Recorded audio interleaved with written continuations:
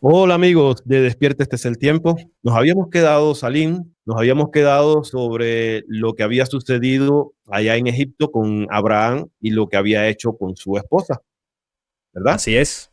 Y yo sé que muchos van a, como les había dicho anteriormente, van a decir de que él todavía no había obtenido la promesa y que por eso él actuaba de esta manera. Y yo pienso que en este momento podemos dejar la duda sobre la mesa, porque el hombre también merece la ventaja de la duda, ¿verdad? Pero, ¿qué te parece si vamos a otro texto? Este se encuentra en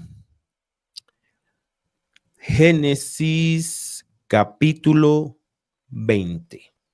Génesis 20. Génesis 20. Eh, Versículos. versículo, no, vamos a leerlo completo, eh, ese 20.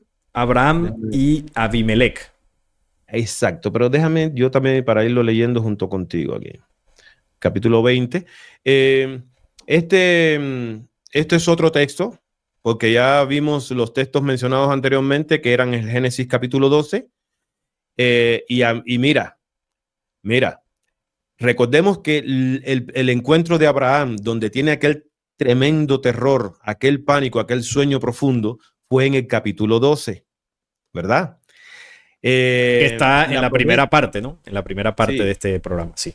sí, de la primera parte de este programa vimos de que todo esto comienza en el capítulo 12 cuando este encuentro con el Elohim que tiene Abraham. Luego, en el Génesis capítulo 15, eh, a él se le da la promesa. En el 18 se le aparece los tres Elohim y le dicen de que va a tener un hijo. Pero, ¿qué te parece si ahora leemos el 20? Ya tiene la promesa, ya no hay nada Sí, que... porque el pacto es en el 17, luego en el Uh -huh. 18 tiene el contacto con los tres Elohim y ahora vamos al 20. Al 20, ya hizo el pacto, ya tiene la promesa, ya tiene al hijo, bam. Ok, Vamos vamos a a leer el leerlo, 20. Abraham y Abimelech. De allí partió Abraham a la tierra de Negueb y acampó entre Cades y Shur y habitó como forastero en Gerar. Y dijo Abraham, aquí ya sí es Abraham, no Abraham, porque ya aquí es después del pacto. Uh -huh. Y dijo Abraham a Sara su mujer, es mi hermana. Y Abimelech, rey de Gerar, envió y tomó a Sara. Pero Dios vino a Abimelech en sueños de noche y le dijo, he aquí muerto eres a causa de la mujer que has tomado, la cual es casada con marido. Mas Abimelech no se había llegado a ella y dijo, Señor, ¿matarás también al inocente? ¿No me dijo él, mi hermana es? Y ella también dijo, ¿es mi hermano? Con sencillez de mi corazón y con limpieza de mis manos he hecho esto. Y le dijo Dios en sueños, yo también sé que con integridad de tu corazón has hecho esto y yo también te detuve de pecar contra mí y así no te permití que la tocases. Ahora pues, devuelve la mujer a su marido porque es profeta y orará por ti y vivirás. Y si no la devolvieres, sabe que de cierto morirás tú y todos los tuyos. Entonces Abimelech se levantó de mañana y llamó a todos sus siervos y dijo a todas estas palabras en los oídos de ellos, y temieron los hombres en gran manera. Después llamó a Abimelech a Abraham y le dijo, ¿qué nos has hecho? ¿En qué pequé yo contra ti? ¿Qué has atraído sobre mí y sobre mi reino tan grande pecado? Lo que no debiste hacer has hecho conmigo. Dijo también Abimelech a Abraham, ¿qué pensabas? ¿Para qué hicieses esto? Y Abraham respondió, porque dije para mí, ciertamente no hay temor de Dios en este lugar, y me matarán por causa de mi mujer. Y a la verdad también es mi hermana, hija de mi padre, mas no hija de mi madre, y la tomé por mujer. Y cuando Dios me hizo salir errante de la casa de mi padre, yo le dije, está a la merced que tú harás conmigo, que en todos los lugares a donde lleguemos digas de mí, mi hermano es. Entonces Ya, Abimelech, hasta ahí. ya por ahí, hasta ahí. Mira, eh, cuando leemos este texto, ya para esta época, Abraham estaba cerca de los 100 años Hizo lo mismo, ¿no? Que en Egipto, prácticamente. y Sara se acercaba ya a los 90 años. Abraham ya tenía un hijo que se llamaba Ismael, el cual tuvo a la edad de 86 años. Eso está en Génesis capítulo 16, ¿verdad? Todavía no Entonces, estaba Isaac ahí. no O sí estaba está, Isaac todavía todavía. no. El que tenía era Ismael. Sí. Y cuando nosotros nos detenemos a leer este texto, vemos que la historia se repite y es muy parecida a la del capítulo 12 y no hay excusa. Este hombre en casi 25 años no cambió en nada, Sí, ¿verdad? ofreció a su Su mujer fe, igual. su fe era totalmente nula. Sí, porque dijo, en ¿Por este qué? lugar no hay temor de Dios y sintió miedo de que fuesen a acabar con él. Y Sí, aunque lo que es cierto que Sara era su media hermana, entonces, porque él ahí lo menciona, no, es verdad que ella es hija de mi padre, pero ¿qué pasa? Que tú la tomaste como esposa, o sea, es tu mujer y estás diciendo convenientemente que es tu hermana para que no acaben contigo y la estás ofreciendo a otros hombres. Estos hombres la tomaban. Entonces, ahí Yahvé en sueños, como dice el relato, se contacta con Abimelech y antes de que él se llegase, a que ya sabemos lo que es eso, Yahvé lo detuvo y bueno, ahí se salvó de morir porque luego fue y habló con Abraham y bueno, toda la historia que acabamos de leer.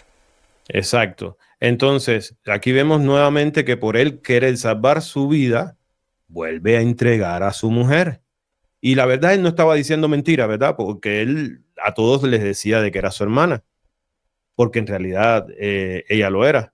Pero si confiaba tanto, esta es la pregunta que nosotros tenemos que hacernos, si confiaba tanto en su Elohim, ¿por qué no poner a prueba la protección de su Elohim?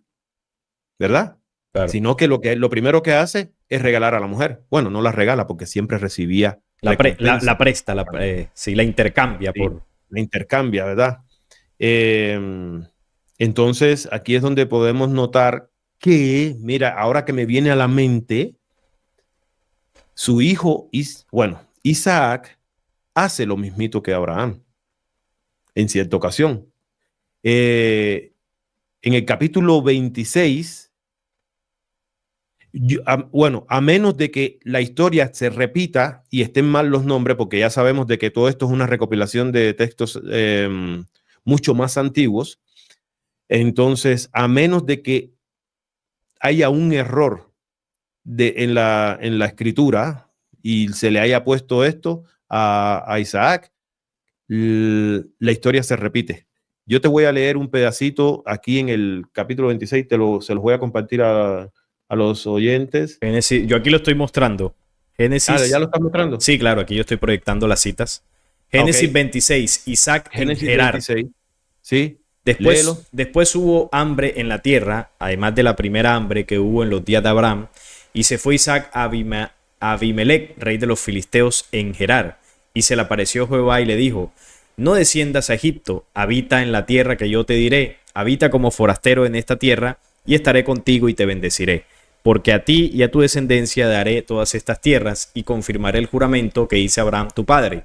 Multiplicaré tu descendencia como las estrellas del cielo, y daré a tu descendencia todas estas tierras, y todas las naciones de la tierra serán benditas en tu simiente. Por cuanto yo Abraham mi voz, y guardó mi precepto, mis mandamientos, mis estatutos y mis leyes. Habitó pues Isaac en Gerar, y los hombres de aquel lugar le preguntaron acerca de su mujer, y él respondió, es mi hermana, porque tuvo miedo de decir, es mi mujer, pensando que tal vez los hombres del lugar lo matarían por causa de Rebeca, pues ella era de hermoso aspecto. Sucedió que después de él estuvo allí muchos días Abimelech, rey de los filisteos, mirando por una ventana, vio a Isaac que acariciaba a Rebeca su mujer, y llamó a Abimelech a Isaac y dijo, he aquí ella es de cierto tu mujer, ¿cómo pues dijiste es mi hermana? E Isaac le respondió, porque dije, quizá moriré por causa de ella. Y Abimelech dijo, ¿por qué nos has hecho esto? Por poco hubiera dormido alguno del pueblo con tu mujer y hubieras traído sobre nosotros el pecado. Entonces Abimelech mandó a todo el pueblo diciendo, el que tocare a este hombre o a su mujer, de cierto morirá. La misma historia, ¿no? La misma historia. Y mira el 12, dice, y sembró Isaac en aquella tierra y cosechó aquel año 100 por 1 y o sea, siempre recibía en retribución por un acto tan sucio como ese, recibían siempre una retribución, Sí, ¿verdad? el miedo que luego generaba el tomar la mujer de alguno de estos hombres, porque ellos sabían que eso podía ser castigado por los dioses, no por los Elohim en aquella época. Entonces, ahí llama la atención porque estos dioses obviamente promovían la promiscuidad, pero en algunos casos la prohibían. El que un hombre estuviera con otras mujeres o que una mujer estuviera con otros hombres, convenientemente jugaban con esa dualidad, de que en algunos casos la permitían, en algunos casos la prohibían, y según el contexto, pues les convenía más o menos. Por ejemplo, a Salomón les permitieron de todo. Al rey Salomón no tenía no sé qué cuántas mujeres, y en otros casos sí eran bastante estrictos con eso. Sí, con Salomón cualquiera diría por ahí, ese sí fue un suertudo. Sí, no, pero incluso los patriarcas. Abraham tuvo dos mujeres al tiempo, que fue Agar y Sara, y luego Keturá. ¿Cuántas mujeres tuvo Jacob? 4, si no estoy mal. De ahí salen las 12 tribus. Y Isaac, bueno, Isaac no recuerdo cuántas tuvo, pero habrá tenido más de una seguro. Bueno, Isaac estuvo con Rebeca y con su hermana Lea. Ah, bueno, ahí está. Entonces, ahí es donde se ve que estos personajes, los santos... No, ese fue Jacob, disculpa. No, Jacob tuvo 4. Jacob tuvo 4. Que se conocen, ¿no? De manera oficial. Entonces aquí es donde se ve que estos supuestos patriarcas, no santos elegidos de Dios, eran hombres corrompidos a nivel sexual, a nivel espiritual. Por eso hacían lo que hacían, ¿no? En este caso lo que estamos cuestionando, ¿no? La supuesta fe de Abraham, que ahí por delante se lleva también la fe de Jacob, la fe de Isaac, que terminaban haciendo lo mismo para beneficiarse. Así es. Y entonces, bueno, yo los invito a que vayamos al último texto, que se encuentra en Génesis capítulo 22 del 1 al 12. Este es el texto favorito. Del 1 al 12. Dios ordena a Abraham que sacrifique a Isaac. Exacto. Entonces, este es el texto favorito por excelencia para demostrar de que la fe de Abraham era inquebrantable y que wow. Sí. ¿Verdad? Vamos con léelo, por... Sí. Dios ordena a Abraham que sacrifique a Isaac. Aconteció después, aquí ya también después del pacto, ¿no? Aconteció después de estas cosas que probó Dios a Abraham y le dijo, Abraham, y él respondió, heme aquí. Y dijo, toma ahora tu hijo, tu único Isaac, a quien amas, y vete a tierra de Moriah, que eso es Jerusalén, ¿no? El monte Moriah, y ofrécelo allí en holocausto sobre uno de los montes que yo te diré. Y Abraham se levantó muy de mañana y enalbardó su asno y tomó consigo 2 siervos suyos y a Isaac su hijo y cortó leña para el holocausto y se levantó y fue al lugar que Dios le dijo. Al tercer día alzó Abraham sus ojos y vio el lugar de lejos. Entonces dijo Abraham a sus siervos, esperad aquí con el asno y yo y el muchacho iremos hasta allí y adoraremos y volveremos a vosotros. Y tomó Abraham la leña del holocausto y la puso sobre Isaac su hijo. Y él tomó en su mano el fuego y el cuchillo, y fueron ambos juntos. Entonces habló Isaac a Abraham su padre y dijo, Padre mío, y él respondió, heme aquí, mi hijo. Y él dijo, he aquí el fuego y la leña, mas ¿dónde está el cordero para el holocausto? Y respondió Abraham, Dios se proveerá el cordero para el holocausto, hijo mío. E iban juntos. Y cuando llegaron al lugar que Dios le había dicho, edificó allí Abraham un altar y compuso la leña y ató a Isaac su hijo y lo puso en el altar sobre la leña. Y extendió Abraham su mano y tomó el cuchillo para degollar a su hijo. Entonces el ángel de Jehová le dio voces desde el cielo y dijo, Abraham, Abraham. Y él respondió, heme aquí. Y dijo, no extiendas tu mano sobre el muchacho, ni le hagas nada, porque ya conozco que temes a Dios por cuanto no me rehusaste tu hijo, tu único. Entonces Abraham alzó sus ojos y miró, y aquí a sus espaldas un carnero trabado en un zarzal por sus cuernos, y fue Abraham y tomó el carnero y lo ofreció en holocausto en lugar de su hijo. Y llamó a Abraham el nombre de aquel lugar Jehová proveerá. Por tanto, se dice hoy, en el monte de Jehová será provisto. Y llamó el ángel de Jehová a Abraham por segunda vez desde el cielo y dijo, por mí mismo he jurado, dice Jehová, que por cuanto has hecho esto y no me has rehusado tu hijo, tu único hijo, de cierto te bendeciré y multiplicaré tu descendencia como las estrellas del cielo y como la arena que está en la orilla del mar, y tu descendencia poseerá las puertas de tus enemigos. En tu simiente serán benditas todas las naciones de la tierra, por cuanto obedeciste mi voz. Y volvió Abraham a sus siervos, y se levantaron y se fueron juntos a Berseba, y habitó Abraham en Berseba. ¿Lo dejo hasta ahí o continúo? No, ya. Okay. Ahí podemos ver toda una escena que ya todo el mundo conoce, sean religiosos o no religiosos, conocemos esta magnífica escena, wow. Esta proeza de la fe. Sí, esto hace llorar a cualquiera y dice, caramba, este tipo sí era de los buenos, ¿verdad? Pero la pregunta obligatoria que se debe hacer cada persona es, cada oyente que está mirando este programa, la pregunta obligatoria es, ¿será que realmente este acto del sacrificio era por fe o por miedo? Porque todo aquel que se oponía o le iba a la contraria a estos Elohim, la pena era la muerte. Y Bueno, ya vemos que en versículos anteriores, en capítulos anteriores, que este hombre era un cobarde. Siempre tenía temor a morir. Era capaz de entregar a la mujer, era capaz de hacer cualquier cosa. Inclusive, si le pidieron al hijo, dijo, bueno, antes que me maten a mí, lo entrego a él.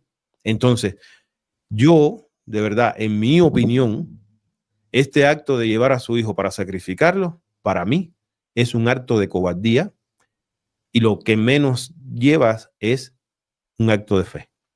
totalmente. De hecho, ahí en la misma cita, cuando el ángel le dice, a ver... En el versículo 12. Sí, le dice, no extiendas tu mano sobre el muchacho, ni le hagas nada, porque ya conozco que temes a Dios, por cuanto no le rehusó a su único hijo.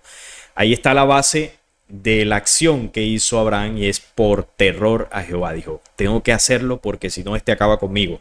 Ahora, en la primera parte del programa, analizamos el origen del terror que Abraham le tomó al Elohim. Cuando hablábamos del sopor al que fue sometido, ¿no? Como una especie de parálisis del sueño, una abducción, una manipulación o un ataque de entidades en un proceso de oscuridad. Todo esto que estoy mencionando está en la primera parte, porque ahí en esa cita del Génesis 12 se estructuró la base del miedo, el terror que Abraham le tendría a Yahvé a partir de ese momento. Entonces ahí luego en lo que hemos hablado se refuerza cómo él entregaba a su mujer, también por miedo, no en ese caso a Yahvé, sino por miedo a que le hicieran algo, a pesar de que tenía el respaldo de un Elohim. Y aquí en esta cita se ve el temor que él le tenía a Yahvé ofreciendo a su único hijo. Ahora, también alguna vez en una investigación yo leía de que, bueno, Yahvé constantemente estaba probando a Abraham para hacer el pacto. Ya que había hecho el pacto, igual lo seguía probando. ¿Por qué? Porque recordemos que Abraham, cuando lo contacta a Yahvé, era un ser humano descendiente de los pueblos semitas. Pueblos semitas que ya tenían cierta influencia genética, ¿no?, de los antiguos Elohim, pero que dicha genética ya se había dispersado, se había mezclado con otros pueblos. Entonces digamos que no era una genética pura. Pero los Elohim sabían que dentro de estos pueblos semitas podían tomar de allí a seres humanos y hacer un proceso de manipulación para avivar esa herencia genética que ellos habían depositado desde el pasado. Por eso eligen allí, en el caso de este Elohim, elige en Ur de Caldea a Abraham, porque sabía que era descendiente de los semitas. Entonces, por eso con él establece el pacto luego de probarlo, pero él sabe que un hijo de Abraham, con la genética de Abraham y Sara, no iba a ser suficiente para ejecutar los planes hacia futuro de control global a través de una raza híbrida que se mimetizara entre los seres humanos. Por eso es que Jehová interviene directamente a Sara, le hace un hijo, que es Isaac, que ya este tema lo hablamos, y a partir de Isaac es donde él continúa el pacto, no haciéndolo así con Ismael, porque Ismael sí era hijo biológico de Abraham, pero en este caso con Agar. Entonces, claro, Ismael tenía una genética también que tendía, ¿no?, hacia ciertos comportamientos negativos, pero era mucho más suave, ¿no?, porque no tenía la influencia directa de los Elohim como sí lo tuvo Isaac. Entonces, claro, Abraham no dejaba de ser un ser humano en ese momento, manipulado por estos Elohim, y Yahvé lo probaba constantemente. Entonces, en esa investigación alguna vez leía de que Yahvé no estaba muy seguro de Abraham, y entonces le dice, vamos a hacerle aquí una prueba, pero tremenda, porque si no, no puedo confiar en él. Y ahí es donde le pide que sacrifique a Isaac. Y entonces ahí es donde Abraham dice, por el miedo que estamos hablando, bueno, tengo que hacerlo. Y ahí es donde Yahvé se da cuenta, si este es el tipo, este es el hombre que yo necesito, ya lo tengo sometido, lo tengo aterrorizado, este va a hacer lo que yo le diga. Y a partir de ahí, pues, bueno, ya toda la historia que conocemos, que le promete que va a tener un hijo con su mujer, y bueno, ahí inicia la simiente de esa serpiente, que bueno, proviene de Caín, pero como lo hablamos en el programa pasado, pero que continúa luego con Abraham y con Isaac. Así que muy interesante esta parte, ¿no? Cómo la fe de Abraham se basa no en una fe espiritual, no en una confianza real en un falso Dios, en un supuesto verdadero Dios, sino es una fe que se basa en el miedo, el terror que le tenía un ser humano, manipulado obviamente, de estos pueblos semitas, a un Elohim, un ente extraterrestre que constantemente mostraba su poderío tecnológico y lo que era capaz de hacer ante la humanidad, y obviamente le tenían pavor, terror profundo. No, y cuando tú analizas bien, este miedo se ha ido heredando a través de la misma religión, se ha ido heredando de generación en generación, y hasta el día de hoy, ese es el mismo miedo que se imparte en cada una de las congregaciones. La mayoría de las personas que nosotros podemos encontrar dentro de una congregación no están por amor, están por temor. Totalmente. Porque creen de que cualquier cosa que hagan que no parezca bien a los ojos de Dios van a ser castigados, y castigos tremendos, ¿verdad? Castigos terribles, como un infierno que los está esperando, donde van a arder en la quinta paila por allá. Entonces, este miedo de alguna manera sirvió aún para las futuras generaciones. Claro, porque esa es la base de la fe. Abraham lo enseñó. Es la base de la fe. No es la que de la fe que hablaban que hablaba Jesús, ni de la fe que hablaba los discípulos. Esta es la fe que aquella se basaba en la certeza de lo que se espera, la convicción de lo que no se ve. No, esta era una fe de miedo. Era una fe de miedo, sí, porque la fe verdadera parte del espíritu. Y aquí, bueno, para hablar ya en la parte final del programa de lo que es la verdadera fe, Jesús hablaba de la fe. Y la fe es una condición espiritual, es la convicción de lo que aún no existe, pero que tú estás convencido de que existirá, de que será, aunque aún no lo ves, pero tienes la certeza de que va a suceder. Ahora, esto no es magia, esto no es religiosidad. Cuando hablamos de fe, es la capacidad creadora que tiene el ser humano a partir de su mente y de su espíritu para comenzar a crear una realidad que aún no está. Entonces, por ejemplo, yo estoy enfermo de algo. Yo puedo utilizar la fe para sanarme. Y la fe es poner en marcha los mecanismos mentales, espirituales, para comenzar a generar en mi cuerpo, con acciones diarias también, mejor alimentación, mejor calidad de sueño, mejores hábitos. Todo eso, ponerlo en función en una sanidad que aún no está, pero que yo haciendo esas acciones tengo la certeza de que va a llegar. No por magia ni porque me pongo a rezar antes de dormir. Yo ejecuto, pongo en marcha unos mecanismos, que era lo que Jesús le decía a los enfermos: tu fe te ha sanado. ¿Y cómo era eso? Bueno, por ejemplo, hay unas citas donde habían personas enfermas que solo con tocarle el manto a Jesús se sanaban. ¿Y cuál era la enseñanza ahí? Es decir, esas personas hacían una acción que era moverse para tocar el manto. Y tenían la absoluta certeza que haciendo eso se iban a sanar. Es decir, Jesús ni siquiera les ponía las manos encima. Entonces, ¿qué era lo que los sanaba? El mecanismo interno que ellos movían, que hoy en día incluso científicamente se puede conocer como el efecto placebo, que es una cierta dimensión de este mecanismo, pero no es total, pero es para que se entienda. Ellos tenían la certeza interna absoluta que tocando a Jesús se sanaban.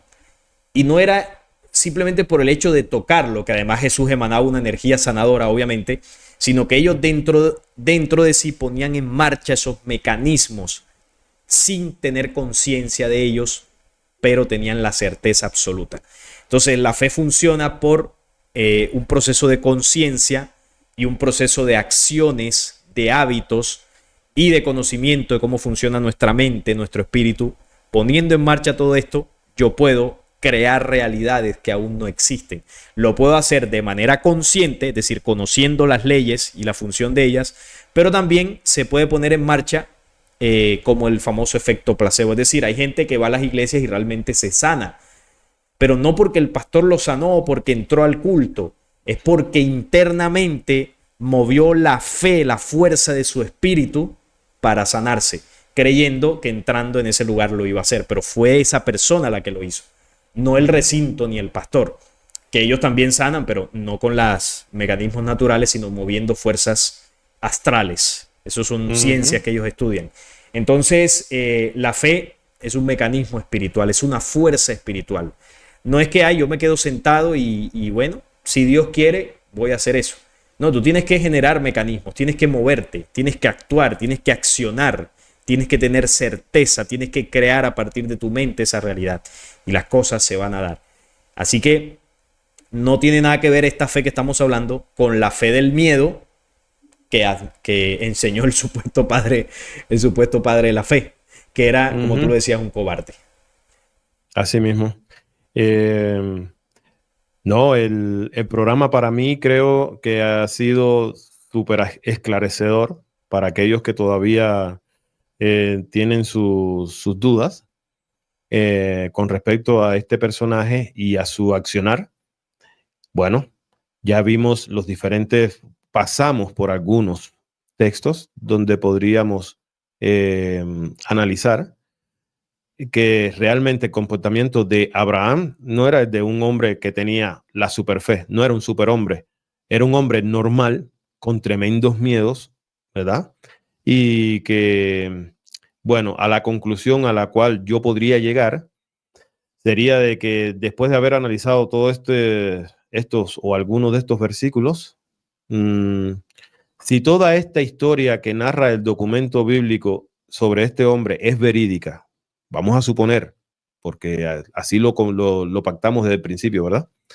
Entonces Abraham era como cualquier ser humano, normal, con dudas, con muchos, pero muchos errores, pero sobre todo con un miedo terrible a la muerte. Toda la riqueza que obtuvo, ya sabemos entonces de dónde salió, porque cada vez que vendía a su mujer, los beneficios que obtenía eran grandes. Y creo que podemos ver que su Elohim era un alcahuete, porque permitía que hiciera cosas como esas, o muchas más, las cuales podríamos decir que son deshonestas. Es más, no les reprochaba ni siquiera que vendiera a Sara, todo lo contrario. Según el mismo texto, dice que él hacía un bien con esto porque recibía beneficios. En cambio, a quien castigó fue al faraón y luego a Abimelech. Y su Elohim, y si su Elohim de verdad fuera lo que decía ser, al menos lo hubiera frenado antes de cometer tales actos.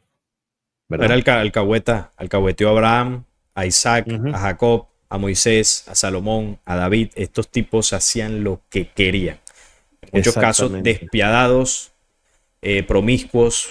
Es que no sé cómo nos hemos comido el cuento de que eran hombres de fe y que eran hombres espirituales. El Antiguo Testamento relata la historia de un pueblo híbrido con un legado oscuro que, bueno, influenciados por un ente extraterreno negativo, muestra cómo comenzaron a dominar el mundo hasta la actualidad, haciendo lo que tenían que hacer sin importar el mal ajeno. Esa es la historia del pueblo hebreo. Ningunos padres de la fe ni nada. Sí, yo me leí un libro que se llama La simiente de la serpiente, y este libro, claro, lo escribe una persona que es un creyente, pero cuando tú te pones a leer el libro, es un libro de sangre, que este libro, él reconoce de que es un libro lleno de sangre. Él habla sobre vampirismo, solo que la historia la está contando al revés. Él dice que los pueblos vampiros eran los de alrededor, Sí. que querían destruir al pueblo escogido, pero creo que la historia él la está contando al revés, ¿verdad? Sí. Porque vuelvo y repito, esto debería llamar la atención a todos. Cada vez que se aparecen estos Elohim, lo están haciendo de noche, en la oscuridad. Cuando ven que se acerca la luz del día, salen huyendo. Esto es algo que a todos nos debería llamar la atención, ¿verdad? Bueno, Salim, yo creo que ya para finalizar, en mi caso, bueno, yo diría de que el sacrificio realmente fue por miedo de ser asesinado por mano de su Elohim y no fue un acto de fe, realmente. No, total. Él posiblemente ya sabía de que si no obedecía a ese acto grotesco del pedido que le hizo su Elohim de sacrificar a su propio hijo, podría ser asesinado. No hay que ir a una universidad para darse cuenta de que Abraham lo que sentía era realmente pánico ante la presencia de su Elohim. Y porque de verdad, la Biblia lo describe como el terror. Nada más hay que leer el texto de Génesis capítulo 31, versículo 42, que ahí literalmente dice, si el Dios de mis padres, si el Dios de mi padre, Dios de Abraham y temor de Isaac, no estuviera conmigo, de cierto me enviarías ahora con las manos vacías. Eso es un texto que cualquiera lo puede leer y leer su contexto, pero dice que el Dios de Abraham y el terror de Isaac. Y la palabra que se usa para terror fue la que leímos anteriormente, pakak, que significa espanto. O sea, esa es la base. No era algo agradable para encontrar. Esa es la base de la fe de Jehová, es el terror que se sigue predicando en las iglesias actuales. Es una falsa fe. Si usted no tiene miedo, si usted entra en una religión de las abrámicas y no tiene temor de ese Dios, usted no se come el cuento que ahí le enseñan. Esa es la realidad. ¿Qué es lo que le pasa a muchos? Dejan de sentir el miedo, dejan de tener el miedo a ese falso Dios y descubren la verdad. Porque el Dios verdadero no se basa su existencia ni la relación que tiene con su creación en el miedo, todo lo contrario, en el amor, en la cohesión, en la vida, en todas las condiciones y leyes naturales que impulsan la vida. Así se manifiesta el Dios verdadero, que no es ningún señor ni ser físico como si lo era Yahvé, y esto es Elohim, sino que es una fuerza, una inteligencia, un espíritu creador presente en toda la vastedad de la creación. No hay miedo en la creación. Los planetas no giran alrededor de estrellas por miedo, ni los ríos fluyen hacia los mares por miedo, ni tampoco las estrellas sustentan con su luz a las creaciones por miedo. Todo en la creación se hace por amor. Y por amor existe la vida, se impulsa y se multiplica. Lo que hacían los Elohim para que les obedecieran era llenar de terror a la gente. Y en eso se basa la fe que hoy en día se sigue predicando en las religiones, basado esto en el supuesto padre de la fe, que era más bien un hombre lleno de miedo hacia su Elohim. Esa es la realidad y eso es lo que intentamos compartir y desvelar el día de hoy. Esa sería la conclusión, mi hermano. Esto es todo por hoy, y si este video, este programa les fue de utilidad, señores, denle un me gusta para que podamos llegar a muchas más personas. Y si aún no te has suscrito al canal de Despierta, este es el tiempo, y de Flecha Antigua, bueno, le hacemos también la misma invitación, y con eso podrás ayudar al crecimiento de lo que estamos haciendo, ¿verdad? Así que un saludo para todos y nos vemos en el próximo video. Hasta la próxima.